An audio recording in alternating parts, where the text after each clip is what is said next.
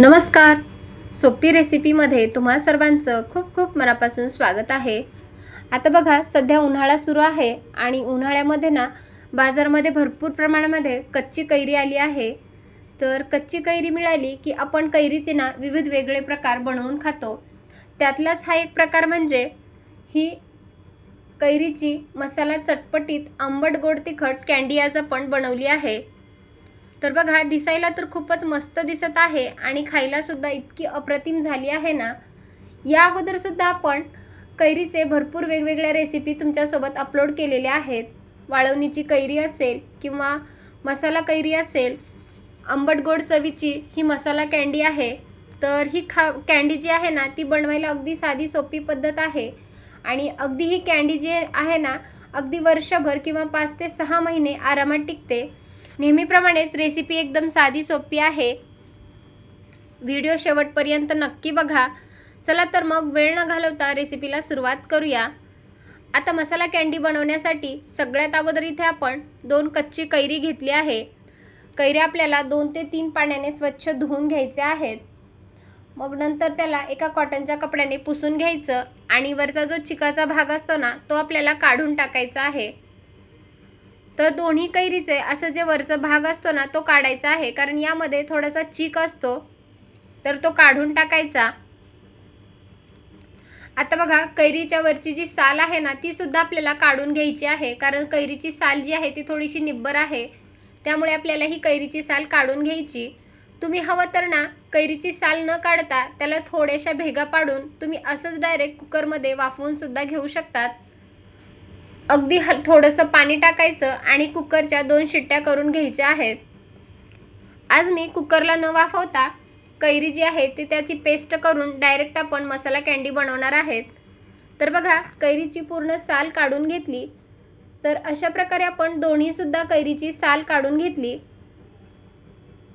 आता वरचा जो भाग आहे तो आपल्याला चाकूच्या मदतीने काढून घ्यायचा आणि मध्ये जी कोय असते ना ती सुद्धा आपल्याला बाजूला काढून घ्यायची आहे. आता वरची कैरी जी आहे ना ती पूर्णपणे आपण त्याचे अगदी बारीक असे पीस करून घेऊयात आणि पूर्ण कोय जी आहे ती बाजूला काढून घेऊयात. आता मध्ये जी निघालेली कोय आहे ना तिचा सुद्धा आपल्याला वापर करता येतो, तर फेकून द्यायचं नाही. जर तुम्ही वरण बनवत असाल ना तर त्यामध्ये ही कोय टाकली ना वरणाला सुद्धा अगदी खूप अशी मस्त चव येते. तर बघा, कैरीचे आपण असे बारीक पीस केले, तर बाकीच्या कैरीचे सुद्धा आपण असे छोटे छोटे बारीक पीस करून घेऊयात. दोन्ही कैरी आपण बारीक अशी चिरून घेतली आणि त्यामधील कोय सुद्धा बाजूला काढली आहे. आता ही कैरी आपल्याला आज आपण वाफवून घेणार नाहीत, तर ही कैरी जी आहे ना ती मिक्सरला वाटून घेणार आहेत. तुम्ही हवं तर पाण्यामध्ये ही कैरी थोडीशी उकळून सुद्धा घेऊ शकता. तर मी उकळून न घेता डायरेक्ट मिक्सरमध्ये याची एकदम बारीक अशी आपल्याला प्युरी करून घ्यायची आहे.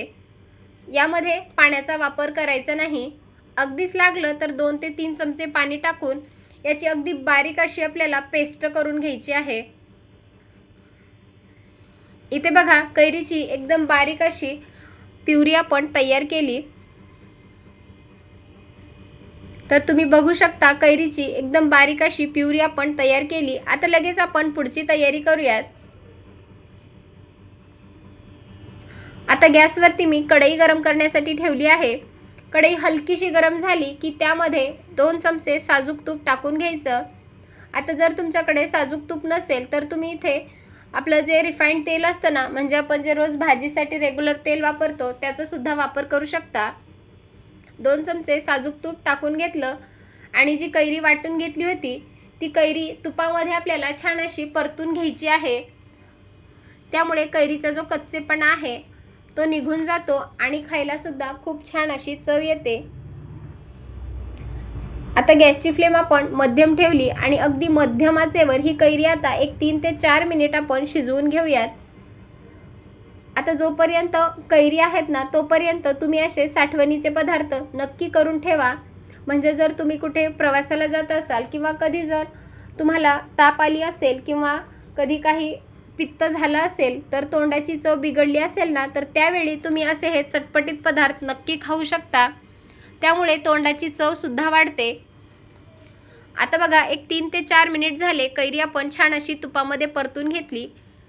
आता यामध्ये आपण गोडीप्रमाणे गूळ टाकून घेऊयात. आपण 1 वाटी भरून ह्या कैरीचा गर घेतला होता, तर त्याच वाटीने 1 वाटी मी गूळ घेतला आहे. गुळाच्या ऐवजी तुम्ही इथे साखरेचा सुद्धा वापर करू शकता. आता गूळ आपल्याला पूर्णपणे या कैरीच्या गरमध्ये मिक्स करून घ्यायचा आहे. गुळाचे खडे आपल्याला सर्व मोडायचे आहेत आणि कैरीचे मध्ये चांगल्या प्रकारे मिक्स करून घ्यायचे आहेत. गुळाच्या ऐवजी साखरेचा सुद्धा वापर करू शकता. ज्या वाटीने आपण गूळ घेतला ना, त्याच वाटीने 1 वाटी साखर सुद्धा घ्यायची आहे. आता बघा इथे आपण गूळ जो आहे ना, तो पूर्णपणे या कैरीमध्ये चांगल्या प्रकारे मिक्स करून घेतला आणि आता तुम्ही बघू शकता गूळ चांगल्या प्रकारे मिक्स झाला. त्याचा रंग सुद्धा छान असा बदललेला आहे. आता बघा गोडाचं जे प्रमाण आहे ना, ते तुम्ही तुमच्या आवडीनुसार कमी जास्त करू शकता. कारण काही वेळेस ना एखादी कैरी जी आहे ती जास्तच आंबट असते, काही थोड्याशा गोड असतात. त्यामुळे गोडाचं प्रमाण थोडंसं कमी जास्त इकडे तिकडे होऊ शकतं. आता छान असं हे शिजवून घेतलं की यामध्ये आपण काही मसाले ॲड करूयात. इथे मी 1 चमचा भाजलेल्या जिऱ्याची पूड टाकून घेतली. सोबतच 1 चमचा काळं मीठ टाकलं आहे.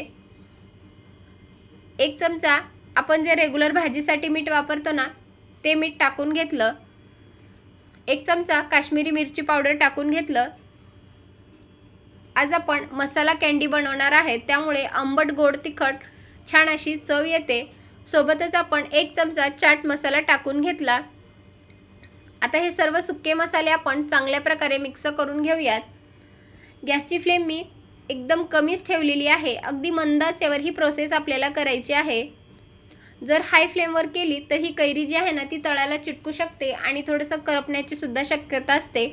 त्यामुळे अगदी मध्यम आचेवर ही प्रोसेस आपल्याला करायची आहे. आता बघा मसाले सुद्धा आपण चांगल्या प्रकारे मिक्स करून घेतले. आता हे मिश्रण ना पूर्वीच्यापेक्षा थोडंसं घट्ट झालेलं आहे. आता तुम्ही याची कन्सिस्टन्सी बघू शकता. अशा प्रकारे हे मिश्रण आपल्याला करून घ्यायचं आहे. आणि आता मी गॅस बंद करून घेतला. कढई आपण खाली काढून घेतली. आता हे मिश्रण जे आहे ना, ते आपण एका ताटामध्ये सेट करणार आहोत. ज्या ताटामध्ये सेट करायचं आहे ना, त्याला थोडंसं तूप किंवा तेलाचा हात लावून घ्यायचा. आता सर्व मिश्रण आपण एका प्लेटमध्ये टाकून घेऊयात आणि अगदी हलक्या हाताने छान असं हे पसरवून घेऊयात. आता जर तुम्हाला ही पोळी जी आहे ना अगदी पातळ करायची असेल तर 2 किंवा 3 प्लेटमध्ये थोडं थोडं मिश्रण टाकून पसरवून घेऊ शकता. आता ताटामध्ये आपण सर्व मिश्रण चांगलं व्यवस्थित पसरवून घेतलं की याला पूर्णपणे थंड करायचं आणि कमीत कमी 1-2 दिवस याला उन्हामध्ये वाळवून घ्यायचं आहे. उन्हामध्ये वाळलं की ही जी पोळी आहे ना अगदी छान अशी मस्त निघते. आता बघा 1-2 दिवस झाले आहेत, तर ही जी पोळी आहे ना छान अशी सुकली आहे. तर बघू शकता की ती छान अशी अलगद ती निघत आहे.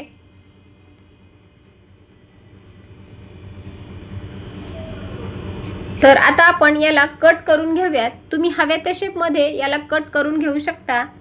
इथे मी स्क्वेअर शेपमध्ये ही मसाला कँडी कट करून घेणार आहे.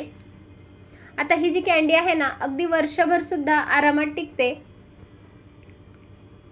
अगदी मस्त अशी मसाला कँडी जेलीसारखी बनवून तयार झाली. लहान मुलेच काय अगदी मोठी माणसे सुद्धा आवडीने खातील. जर तुम्हाला लहान मुलांसाठी बनवायचं असेल तर थोडंसं जे मसाल्यांचं प्रमाण आहे ना ते थोडंसं कमी जास्त करू शकता किंवा फक्त गूळ टाकून ही कँडी बनवू शकता.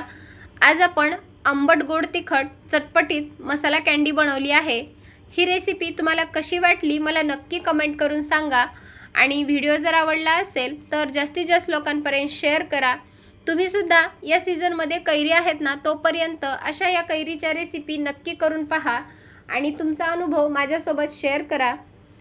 चला तर मग पुन्हा भेटूयात अशाच एका छानशा मस्त चटकदार रेसिपीसोबत. तोपर्यंत धन्यवाद. मस्त रहा, स्वस्त रहा आणि सगळ्यात महत्त्वाचं चांगलं चांगलं खात रहा. आणि पुन्हा एकदा सर्वांना एक निवेदन आहे, तुम्हाला जर माझ्या रेसिपी आवडत असतील तर प्लीज माझ्या चॅनलला प्लीज सबस्क्राईब करा. तोपर्यंत धन्यवाद.